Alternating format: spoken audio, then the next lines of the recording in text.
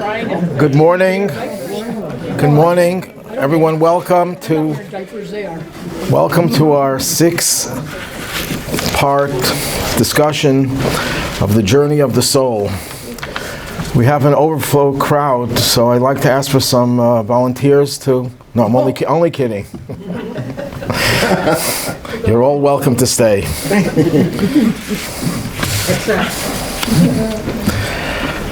This is a very heavy subject, the journey of the soul, and the goal of the class is to help lighten it in some way, elucidate on what we mean by the journey. I just want to give you a preview of all the 6 classes, what we're going to be focusing on. Today we're going to be focusing on demystifying death, Judaism's perspective of life and death, life and the beyond. The second class will be taking leave, our relationship with the departed. What is our relationship once our loved ones are gone? Number 3 will be more practical laws concerning mourning, consolation. Number 4 will be heaven and hell, the Jewish belief in the afterlife. Number 5 will be reincarnation. And number 6 will be filling our lives with meaning, as well as the Jewish belief in the resurrection of the dead. That will leave for the last class, to keep you in suspense. One of the most ingrained fears that humans have is the fear of death. The truth is, even animals seem to have that fear. If you're ready to approach an insect and to kill it, crush it, it runs away. It knows somehow that its end is near, and it tries to avoid that. So it's a very natural thing for people to have fear of death. And there are, generally speaking, 3 perspectives how people deal with it. Either they repress it, because otherwise it would paralyze them. It would make their lives impossible to function. So you repress it, you ignore it, you deny it in one form or another, one extent or another. Then there are those in other cultures that celebrate death. And they don't even believe in the idea of grieving and mourning, because this is part of life, and they believe in the afterlife, and they glorify death. And sometimes they're willing to commit the most heinous crimes, even though it means that they're going to die, because they really worship death. And they say it. It's not just something that we're ascribing to these people. They say it, that this is what we believe in, and this is what we aspire to. These are 2 extremes. So we're going to try to understand Judaism's view, its response to these 2 different perspectives. The one that tries to repress, deny, and ignore death, or the ones who try to look forward to it and celebrate it. This is a heavy subject, so we're going to have to use a little bit of humor. A priest and a minister and a rabbi, that's the traditional joke. We're discussing what they would like to have said at their funeral. So the priest says, I would like them to say, this is a man of deep faith who worked so hard for humanity. The minister said, I want them to say that he went out of his way to help people, to feed the hungry, take care of the homeless. And the rabbi said, I would like them to say, look, he's moving.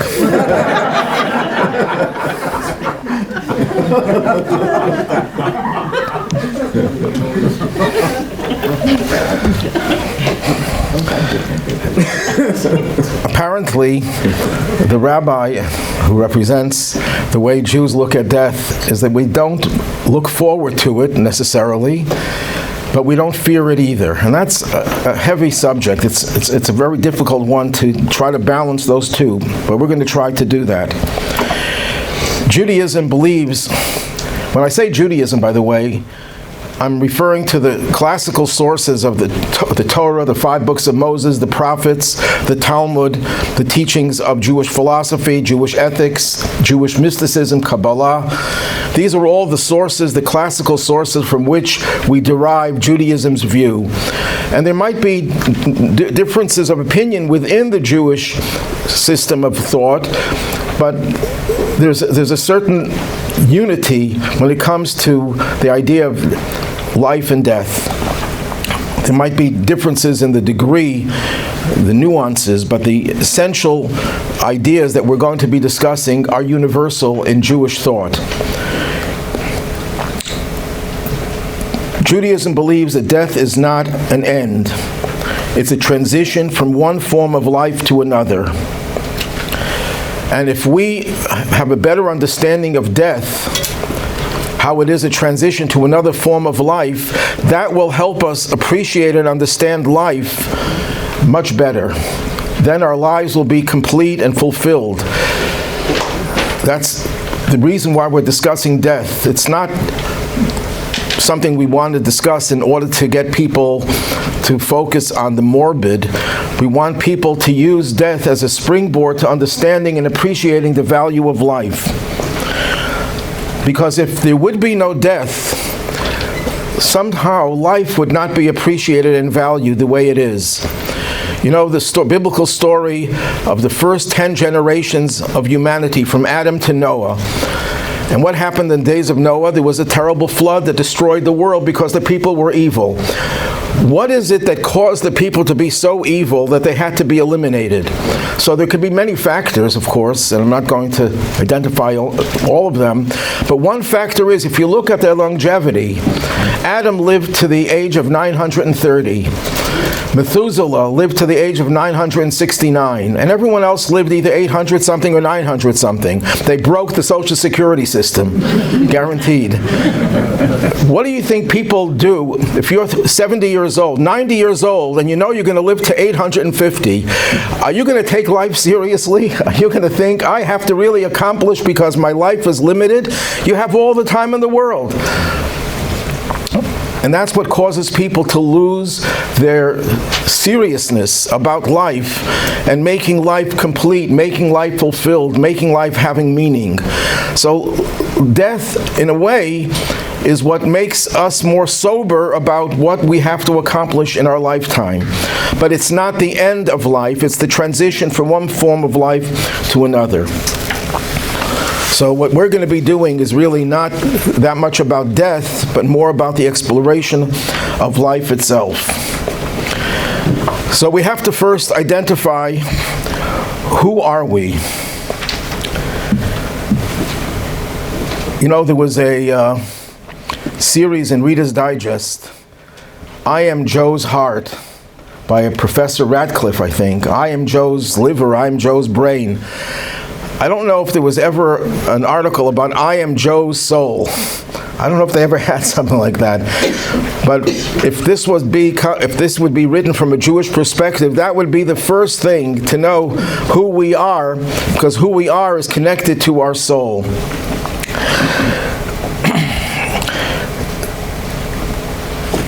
Some of you might have heard this joke from Jackie Mason. You heard of Jackie Mason? So I looked for the text. I couldn't find it, but I have an audio of it. So I'm going to play it. Not you. They were laughing at you before he told the joke. I said, this is not me, then who is it? He said, I don't know either. I said, then what do I need you for? He said, to find out who you are. He said, together, we're going to look for the real you. I said, if I don't know who I am, how I know who to look for? And even if I find me, how I know if it's me? Besides, if I want to look for me, what do I need him? I can look myself. Or I can take my friends. We know where I was. Besides, I said to myself, what if I find the real me and I find the easy voice to me? What do I need him? I don't make enough of myself. I need a partner. 10 years ago, I'd be glad to look for anybody. Now I'm doing good. Why should I look for him? He needs help. Let him look for me. He said, the search for the real you will have to continue. That will be $100. I said to myself, this is not the real me. Why should I give him the 100? I'll look for the real me. Let him give the 100. What if I find the real me? You don't think it's worth the 100? Then I'll stuck my money with the real him. I said to myself, for all I know, the real me might be going to a different psychiatrist altogether. Might even be a psychiatrist himself. I said, wouldn't it be funny if you're the real me and you owe me $100?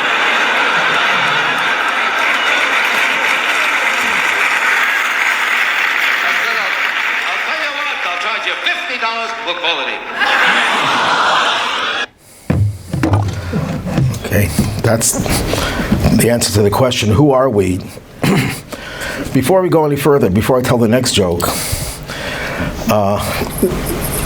these are questions about who are we, about the soul, the afterlife. How many of you went to Hebrew school? How many of you had these subjects discussed in Hebrew school? No one has raised their hand. Almost everyone has been to Hebrew school. Almost everyone has had some measure of Jewish education. But somehow they never talk about the most fundamental issues of life. And that's perhaps one of the reasons that so many young Jewish people who went to Hebrew school dropped their connection to Judaism, because to them Judaism had no real substance. It was about songs, holiday celebrations. It's all very nice, but it had no depth to it. And then when they came out to the big world and they were exposed to all sorts of philosophies, all sorts of ideologies from different religions and different secular movements, it had more substance to them. I'll share a story that happened about 50 years ago when I was on campus, and there was a Jewish student who got involved in some kind of a cult. So his roommate, who was also Jewish, asked me to help get him out of the cult. So I remember walking in the Norton Union. Some of you might remember there was such a thing. The young generation will not know about it, but the older generation remembers the Norton Union, the student union. I'm walking in the student union with this cult-affiliated young man's roommate, and I said to him, I feel terrible that this kid, there's so much in Judaism, and he had to look for meaning in life in a cult. And this roommate says to me, no, there's nothing in Judaism. And I realize how far our people have gone in alienating themselves from Jewish ideas and Jewish values because it was not taught to them in Hebrew school. So we're going to do what we didn't do in Hebrew school. We'll try to make up for it now. There's a famous town in Poland called Chelm. They used to make jokes about the people of Chelm. They were really very smart, and people would mock them by telling these stories. These are all not true stories.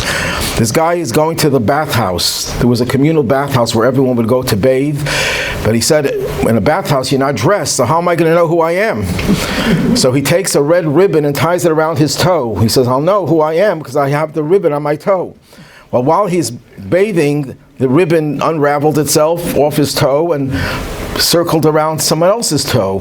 When he comes out of the bath, he looks at his fellow, he looks at his own toe, he doesn't see a red ribbon, he looks at the other guy, he sees a red ribbon, he says, I know who you are, but who am I? You know, these are jokes, but it's so true about so much of humanity that they don't know who they are. Some people think they know who they are, but some people don't even know what to think. Yes? Why would you say the onus is on Hebrew school for failing to teach rather than families and environment? If you remember, I said one of the reasons. There are many factors. No one could just describe something to one factor. But if kids went to Hebrew school and they would have been educated about the profound nature of Jewish thought and Jewish religion and religion in general, that it's not just some superficial children's fairy tale thing, they would have a much greater attachment to it, and it would be harder for their parents to mess them up. But of course, everything begins at home. But when the home doesn't have those values and doesn't have the knowledge, we're dealing now with several generational young people whose parents and grandparents didn't have the right education necessarily. There are many exceptions, of course. So now, most people define life as that which exists in between birth and death. But that's not how we define life, because life started before you were born, and it continues after we die. There's a story that illustrates the idea that this identifying life is more than just identifying something physical about the person. Rabbi Schneerson was the founder of the Chabad Hasidic movement, very great and holy man, and he had a young grandchild who he raised, who was an orphan, and he had his grandchild in his room, sitting on his lap, and he points to his beard and he says, "This is Zayda." Zayda is Yiddish for grandpa. This is Zayda. So Rabbi Schneerson says, "No, that's Zayda's beard." And he points to his nose. "This is Zayda." He says, "No, that's Zayda's nose." And he points to different parts of him, and he gets the same response. And the kid gets a little bored. He jumps off his grandfather's lap and he runs out, and he runs right back in and he says, "Zayda." And the rabbi turns around to see his grandchild, thinking maybe something happened to him. And then he said, "This is Zayda." When you point to any part of the body, that's not who you are. That's your head. That's your nose. That's your eyes. Those are your teeth. That's not you. The you is the part of you that turns around when your grandchild calls you and says, "Zayda." And your whole essence turns around. But what is really turning around? Not just the body, there's something else there. So here's a text you have on page 2, I believe, from Rabbi Chaim Vital. Rabbi Chaim Vital was one of the greatest exponents of Kabbalah, of Jewish mysticism. But what he says is universal. It's not just in mystical sources. The wise are aware that the human body is not the human being. When we speak of the human being, we are referring to the human's inner dimension. The body is merely a garment in which the soul is attired during its sojourn in this world. So it gives us a little bit of a better understanding about the nature of life, that it's not the body. Yes, life enters into the body and animates the body and identifies through the body. Without the body, the soul would not have any means of expression in this world, but it's not the body that is defined as who we are.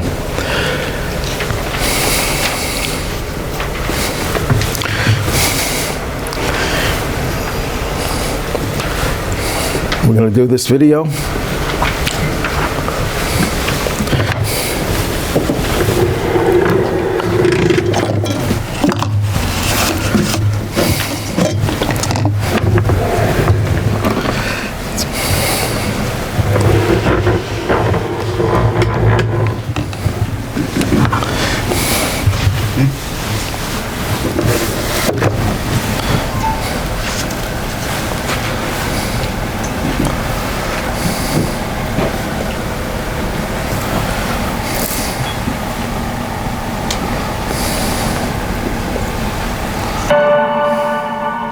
This is Rabbi Shakespeare. Welcome to a series of meditations for the course Journey of the Soul. The purpose of these meditations is going to be internalizing some of the deeper ideas that are a little bit difficult to grasp. And generally, we will try to do so by way of visualization, trying to picture symbols that represent some of the ideas and that we can focus on briefly so that we can begin to connect on a deeper level to these ideas. To begin with, the entire notion of life is a challenging concept because it is so intangible. We're used to relating to things, to that which we can see, to that which we can touch. And life is completely intangible. How do we begin to relate to that which is unseeable, untouchable? How do we envision, how do we see the unseeable? So if you will, I'll ask you to begin right now, however you're most comfortable doing so. Close your eyes, keep your eyes open. Envision a musical instrument, a physical object, let's say a piano, made of wood and wires, something you can look at with your physical eyes, you can touch it with your physical hands. It's a physical object. Now, the piano is merely a thing. A person comes over to the piano, the pianist sits down and begins playing a beautiful song. Now this song stirs your soul. Try to hear it. Hear the music. Where is the song? Can you see it? Can you touch it? You can see and touch the piano. You can't see or touch the song. And now the song is over and the piano is standing there. If you'll open up the piano, will you find the song? Think now how everything in the world is matter and energy. The matter is the physical object that we see, the piano. The energy is the intangible, the song. We'll take a half a minute now to try to think of ourselves in these terms. Think of your body as the instrument, the physical object that can be seen, that can be touched. And think of the life you live as the song that is being played through the instrument. We'll take half a minute right now to see and hear the piano and the song, the body and the soul.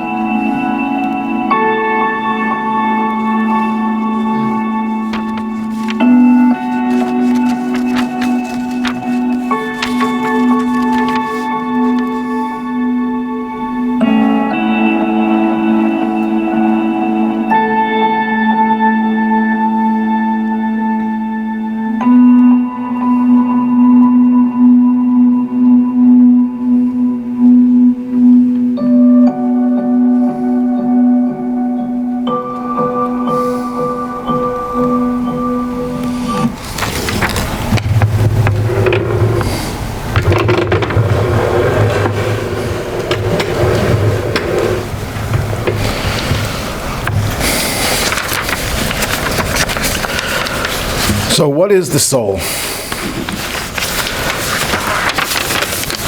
And what's its history? When God created Adam, the Torah describes it as follows. God formed the human of soil from the earth and breathed into his nostrils a neshama, which is the Hebrew word for soul, of life.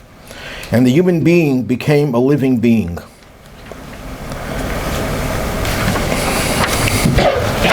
So this is the way the Torah describes the creation of the first human being.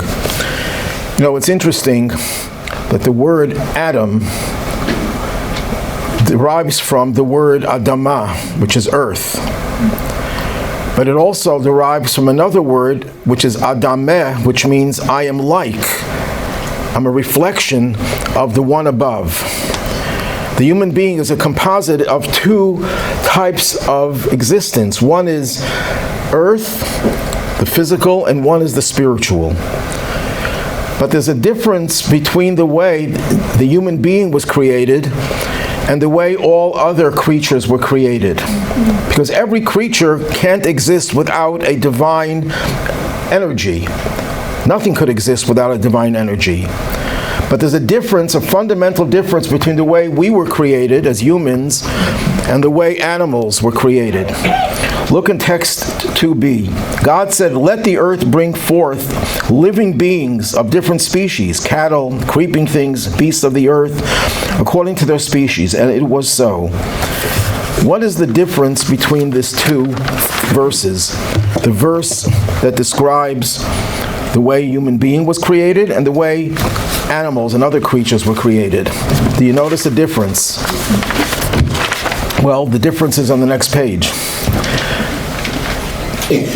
When God creates the human being, he created the hardware before the software. He created the body, and then he infused that body with a living soul, with a divine spark.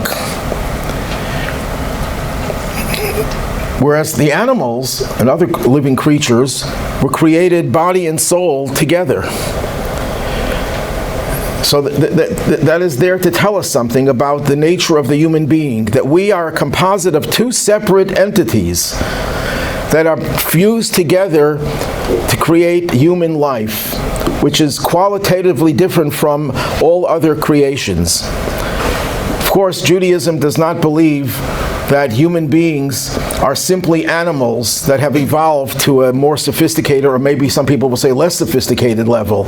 We're more primitive than animals. We're on a lower level than animals. In fact, the Talmud does mention something like that a person should always look at himself and think that we are inferior to every other creation because we're the only ones who have free choice and who can choose freely to do something that's evil.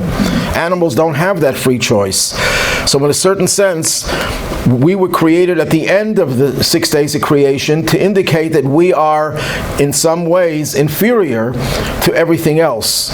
But of course, in other ways, we are superior because we have this divine soul that has entered into our bodies and is fused together in a way that is miraculous.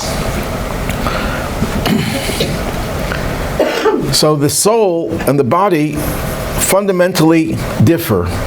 The body has a point where it begins, and it has a point where its existence ends, or at least its ability to function ceases. The body remains even after death, can decompose, but the soul never decomposes. The soul never, in any form, in any shape, decreases, diminishes. On the contrary. So the soul doesn't need the body. It preceded the body, and it follows the body's demise. What is the soul? How do we define the soul? We know it's a source of energy for the human being, for the existence of a human body.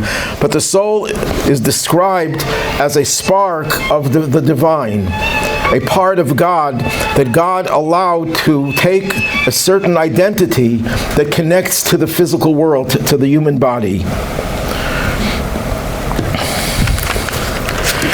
There's a blessing that we recite after a person takes care of his bodily needs.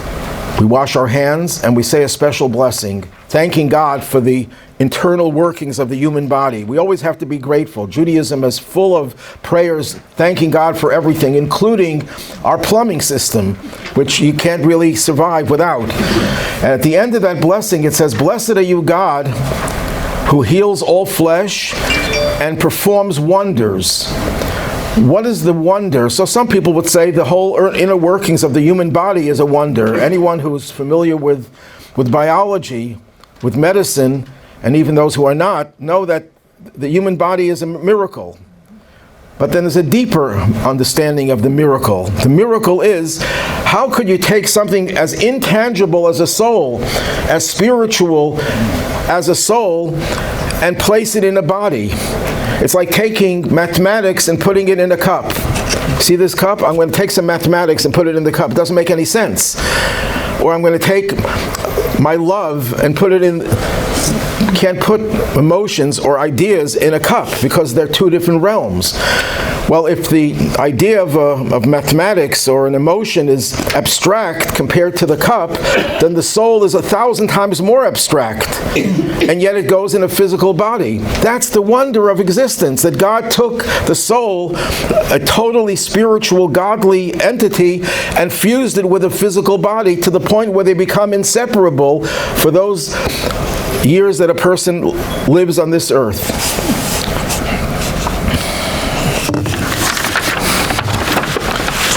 So the soul comes into the body at birth, but it's not a smooth transition. Go to page 5.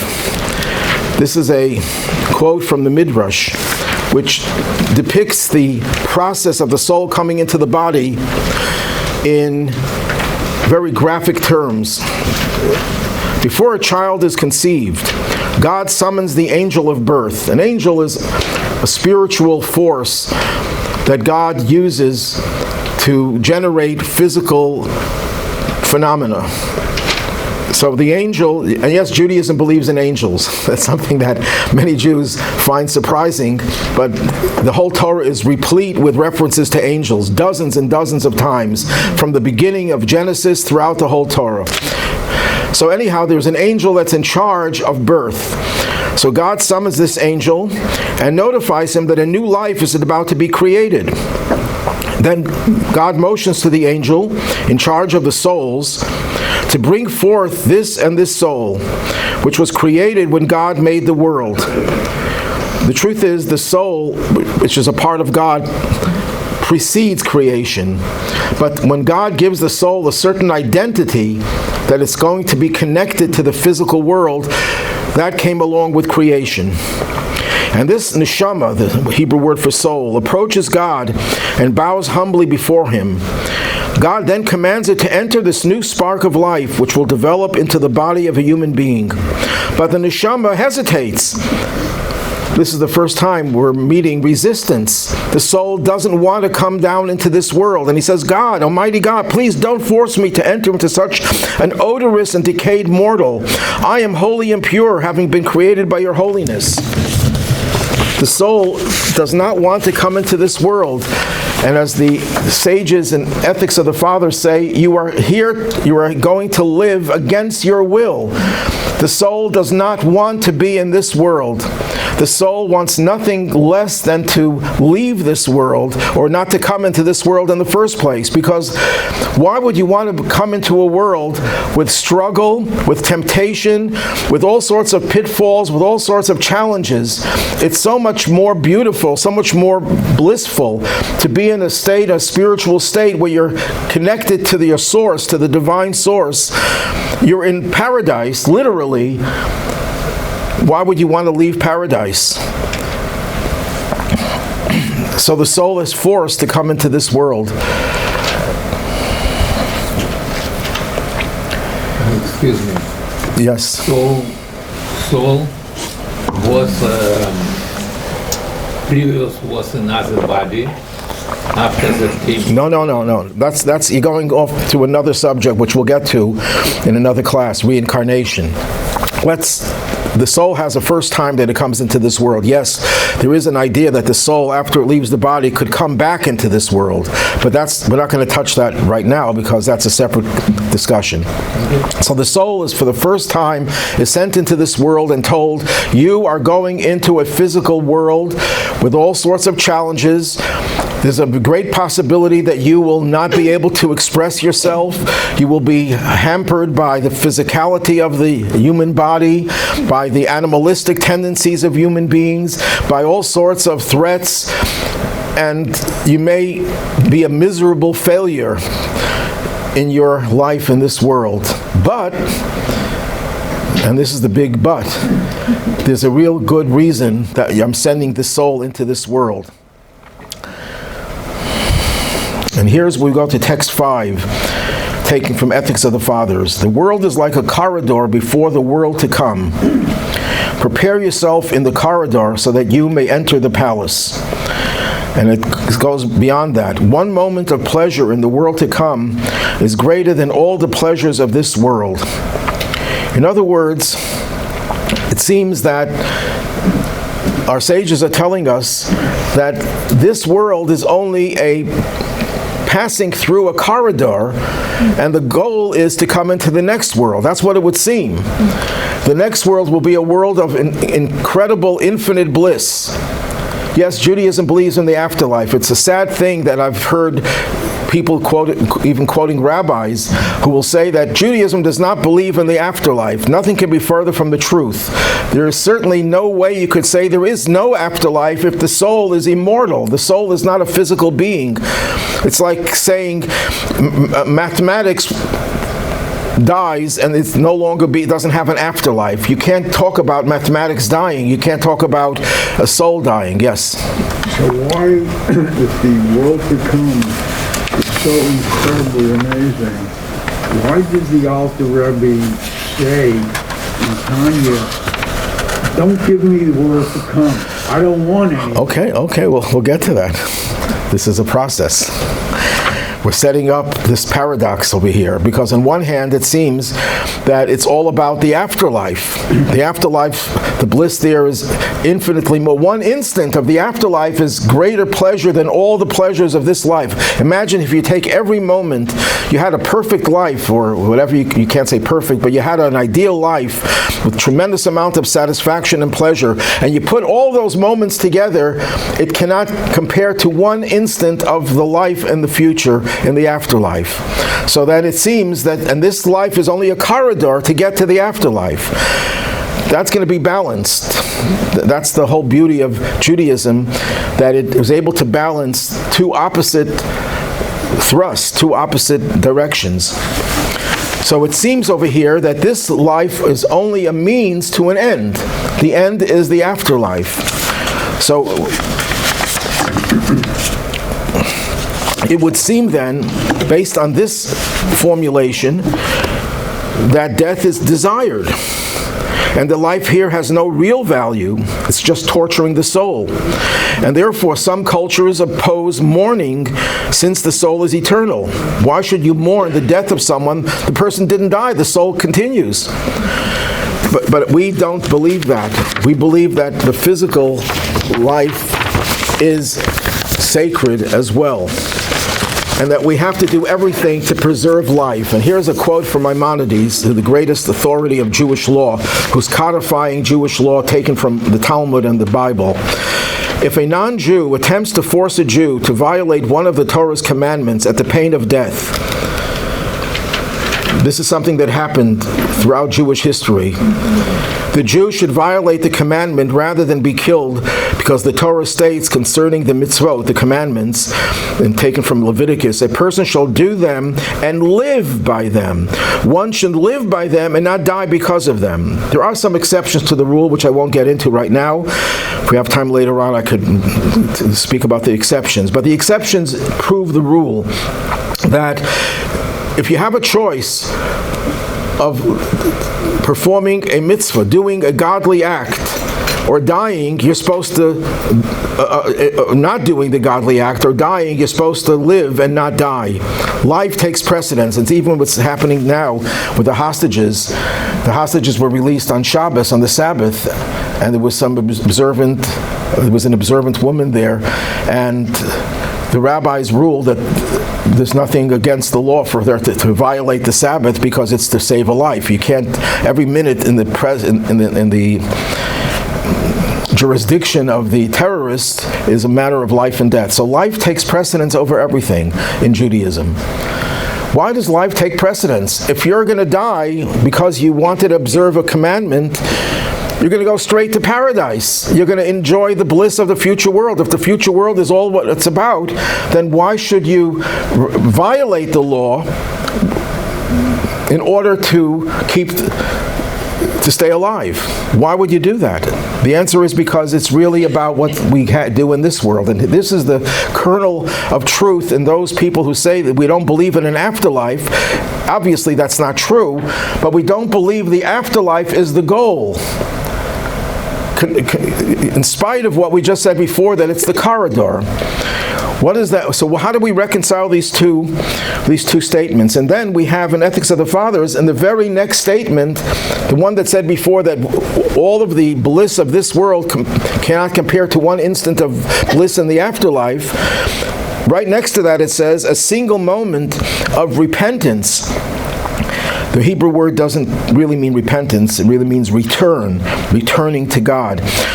A single moment of return and of good deeds in this world is greater than all of the world to come.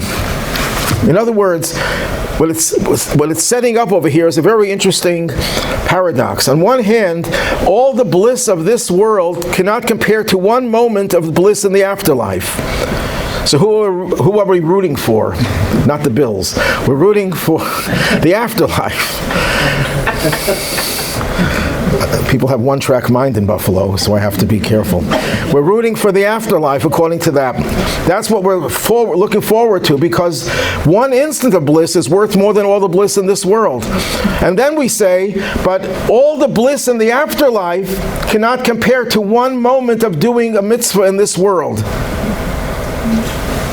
So how do we reconcile the value Judaism places on the bodily life with the belief in the mortality of the soul?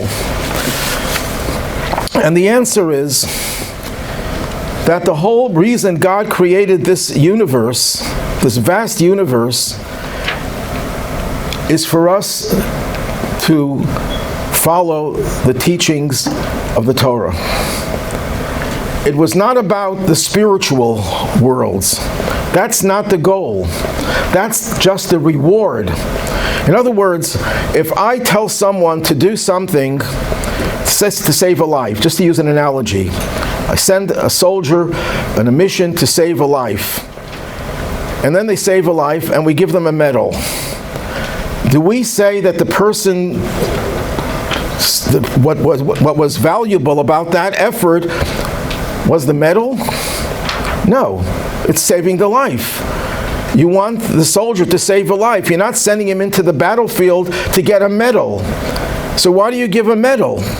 Because you have to show you appreciate what the person accomplished. But it's not about the medal, it's about what you did to save the life, to win the battle. Same thing is true over here. God put us in this world to fulfill the commandments, to do good deeds, and return. What does return mean? Return means to take this physical world of ours, to take our own physicality, which has distance from the spiritual, and bring it closer, return it to the spiritual. That is why we're here. Do we get reward for it? Yes, God is not going to withhold a reward. There's an expression in the Talmud, God does not withhold reward from any creature. When the Jews left Egypt, it says that the dogs did not bark. Well, what was the reward that God gave the dogs? That it says in the Torah that when you have non-kosher meat and you can't eat it, you throw it to the dogs. So the Talmud says that was a way of saying, you did a mitzvah, you dogs, you get a reward, you'll get the meat. God gives every creature what is due for whatever you do. You do a small, insignificant act of kindness. It's nothing compared to what is needed. But because you did something, you will get a reward. God does not withhold it. But that's not the reason why you do good, for the reward. So yes, the afterlife is an incredible reward, but it's not the goal. We're not here because of the afterlife. And this is what I think is unique about Jewish theology, because in other cultures that believe in the afterlife, and even in Judaism, there's a school of thought that I think is short of the mark, who puts a tremendous emphasis on the afterlife. No, we put the emphasis on the life here, not because we deny the afterlife, but because we think that whatever happens in the afterlife is secondary. And when do you really appreciate what's invaluable? When you tell someone that the reward is so incredible, yet what you accomplish here is even more important. One little mitzvah could save a whole world. You should never underestimate the value of one simple act of kindness, one simple act of spiritual connection to God by doing a mitzvah. Yes? So, you're not saying the special thing about doing the mitzvah is about doing the will of God, that we have the privilege to do His will. It's not a statement saying that the bliss that we're going to experience at the moment of doing the mitzvah compares to the satisfaction of being in the afterlife. Right. That's right. It's the mitzvah itself. There's an expression that's in the Ethics of the Fathers in the same text. The reward of a mitzvah is the mitzvah itself. The reward from doing a mitzvah is that you did a mitzvah. And that's for God. That's right. You connect it to God. The fact that you'll get other rewards, the Torah promises long life and prosperity and then the afterlife, that's all great. That's all wonderful. but that's not what it's about. And that's the reason why people had this misconception that Judaism doesn't believe in the afterlife. It's not that we don't believe in the afterlife, we believe in it very much, but we don't believe that that's the ultimate goal. The ultimate goal is to make the world a godly place here in this place, in this world, in the physical world. And that's why we go to page 9. The same text that said that we are put into this world against our will, it says, against your will you live, and against your will you die. Why? If we didn't want to come into this world, then why are we so reluctant to leave it? But Rabbi, doesn't that then say that reverence is not enough? That you have to have love of God and just... Well, it's all part of it. We're lumping it all together. All the goodies of love of God, reverence for God, physical actions that the mitzvahs are mostly about. All of that is what we're here for in this world. And even though our soul can never reach the same spiritual level when it was disembodied, nevertheless, the goal is this world. That's what the goal is. And once the soul realizes the value of doing a mitzvah in this world that it can no longer do in the next world, the soul doesn't want to leave. The soul doesn't want to leave. Because it realizes what it accomplished. And it, in spite of the fact that it knows it's going to have this eternal bliss, it says, I don't need that bliss. And that explains the saying of the Alter Rebbe, the first Chabad Rebbe, Rabbi Schneerson, whose name I mentioned before. He used to say, in times when he was in a very high spiritual, ecstatic mode, he says, God, I don't want your paradise, I want you. That's, the soul senses that consciously or subconsciously, and therefore doesn't want to leave this world. And here you have the story in the Talmud when Rabbi Yehuda Hanassi lived in the 2nd century. He was the editor, the compiler of the Mishnah, the most authoritative work of Jewish law. He was the leader of the Jewish people of his time. When he fell ill, his disciple, Rabbi Chia, entered to be with him and found him crying. He said to him, my teacher, for what reason are you crying? Now, it didn't occur to him he was crying because he knew he was going to die, and people don't want to die. It didn't even enter the student's mind that was Rabbi Yehuda's concern. But what was his response? Rabbi Yehuda Hanassi said to him, I am crying for the Torah and the mitzvot that I will be unable to fulfill after I die. I will no longer have the challenges of being in this physical world and doing one little act, one little mitzvah. And if I could only have another minute of life to do another mitzvah, that would be something I would wish for. So he wasn't crying because he knew his physical existence was coming to an end. That didn't bother him because he knew he was going to have eternal bliss in the afterlife. But he knew that he would not be able to do another mitzvah once he's gone.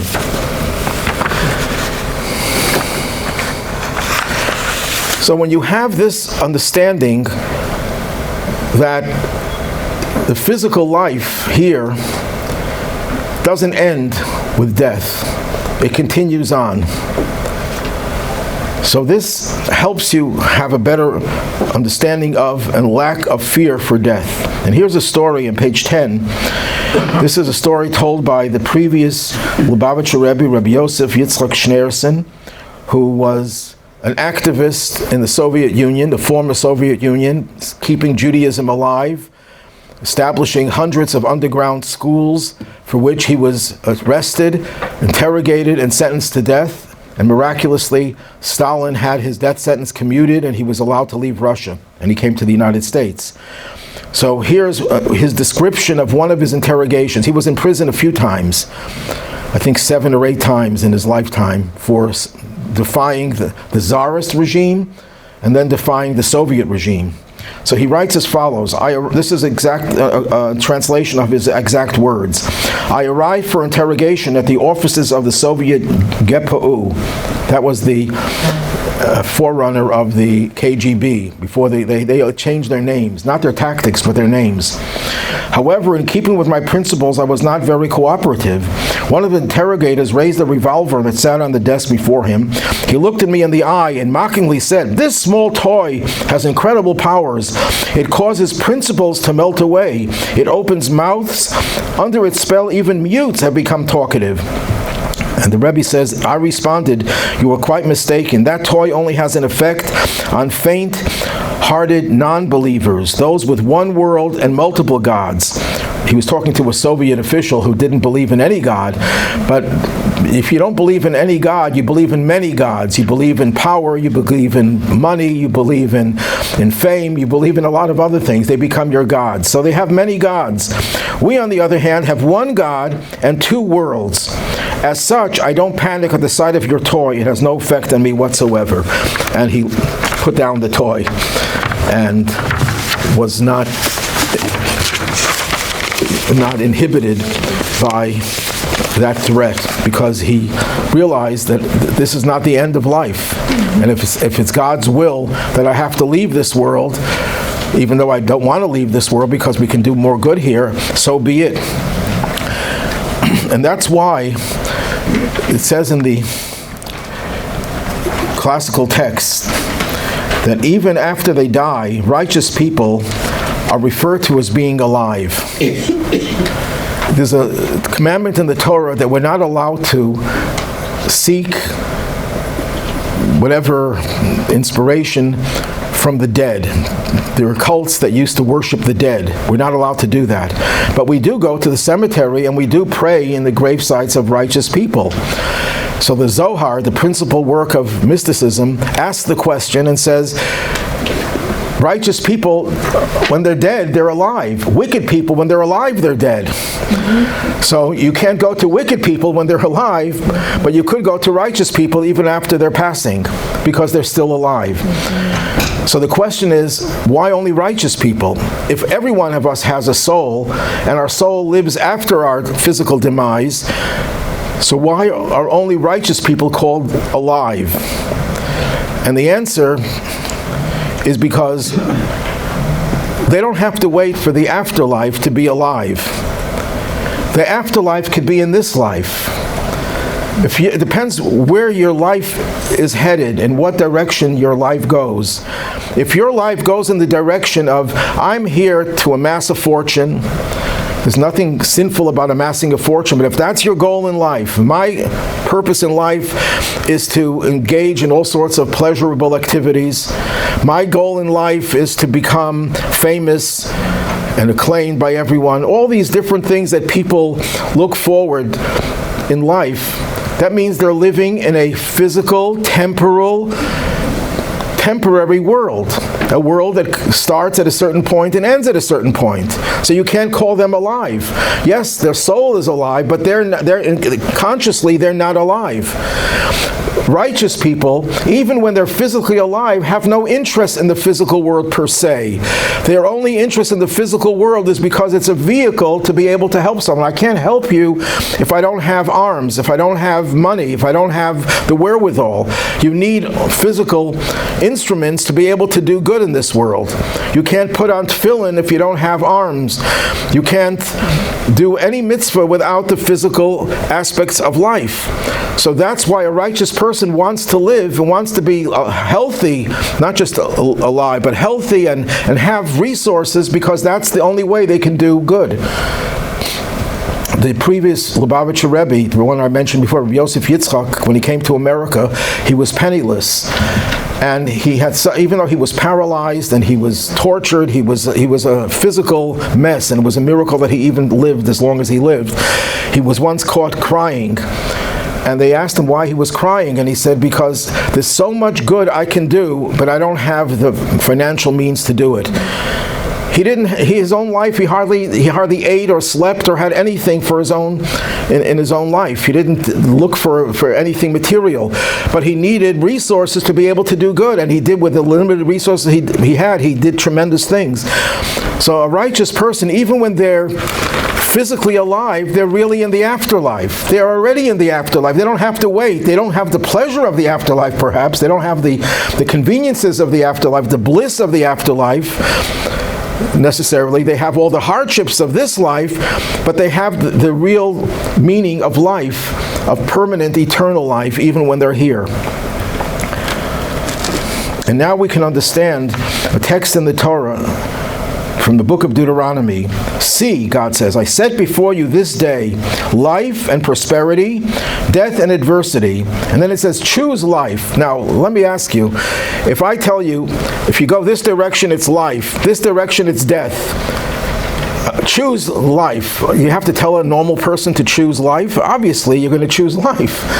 So why does the Torah have to set us up and say there's this side of life and this side of death, and choose life? The answer is it's trying to tell you, don't wait until you're no longer here to experience spiritual life. Choose it right here. When you're here, choose the real meaning of life. So every time, this endows us with a better appreciation for life, that life, even when it's the physical life that we're here, that we experience here, we have to try to experience the afterlife even when we're here. And how do we experience the afterlife? When your whole life is devoted towards the spiritual, towards the godly. So that's why the previous Rabbi said that he has two worlds, because even when he was here, he was living in this physical world, he was breathing, but he was already in the other world that defies death, and therefore he had nothing to fear. So on one hand, the soul says, I don't want to come into this world because it's too dangerous. It's fraught with all sorts of problems, of challenges. But once it's here, it realizes that this is where it's at. This is the purpose of creation. And the whole universe was created just for us to do one mitzvah.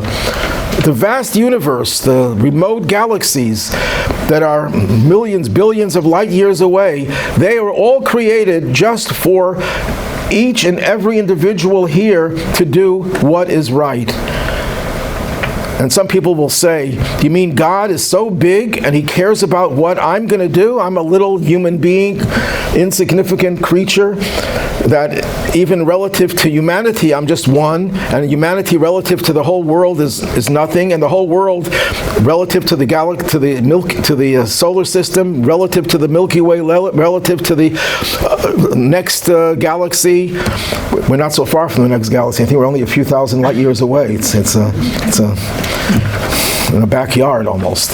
And in another billion years, the two galaxies are going to come together. So it's nothing, it's close. But then if you look at the vast universe, that whole vast universe, and God cares about what I'm going to do, and the answer is, you have a mistaken notion of what God is. God is not big. For God, big and small are equal. God is infinite.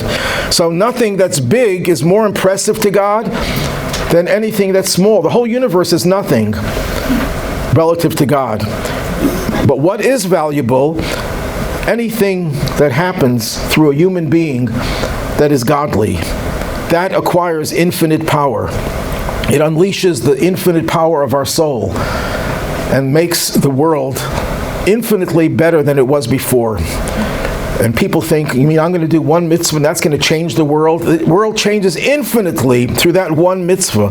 If you ever have a challenge, I can do this act or I can not do it, and you say to yourself, is it going to make a big difference if I don't do it? We all say that. We all try to weigh whether we should do a mitzvah or not. And then you realize that one mitzvah will bring a revolutionary force of divine energy that never existed before and changes the whole universe. Whereas everything else, no matter how big it is zero, is valueless, unless it's directed towards this goal. So let's choose life. Yes? I'd like to ask, I'm not sure I'd like to ask it, but I'll ask a goyish question. What is the difference between the afterlife and the concept of heaven? They're interchangeable words. They're both English, by the way. So we have to look at the Hebrew. In Hebrew, we don't really refer to Hebrew and heaven is Shemayim. We don't really use that term. We use the term of Olam Haba, the world to come. That's the term that's usually used. Now, Olam Haba, is the world to come, is the world of the soul after it leaves the body or before it enters the body. And that world